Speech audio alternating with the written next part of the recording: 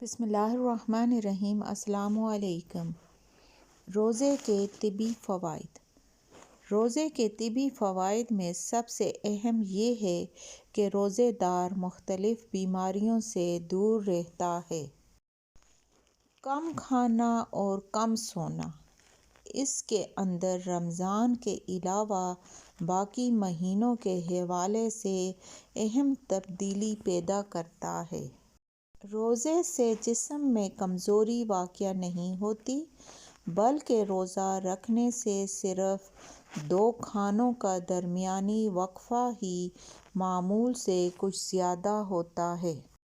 روزے سے انسانی نظام ہاضمہ کو آرام ملتا ہے اور جگر کو بھی آرام کا موقع ملتا ہے، جس سے وہ مزید فعال ہو جاتا ہے۔ روزہ کے دوران خون کی مقدار میں کمی ہو جاتی ہے۔ یہ اثر دل کو نہایت فائدہ مند آرام مہیا کرتا ہے۔ روزہ پھیپھڑوں کو آرام مہیا کرتا ہے اور اس سے پھیپھڑوں میں جمع ہوا خون بھی صاف ہو جاتا ہے۔ روزے کا ایک اور بڑا فائدہ یہ ہے کہ یہ بلڈ شوگر کو کنٹرول کرتا ہے، یعنی معمول پر لاتا ہے۔ روزہ سر درد، گھبراہٹ اور ڈپریشن دور کرتا ہے۔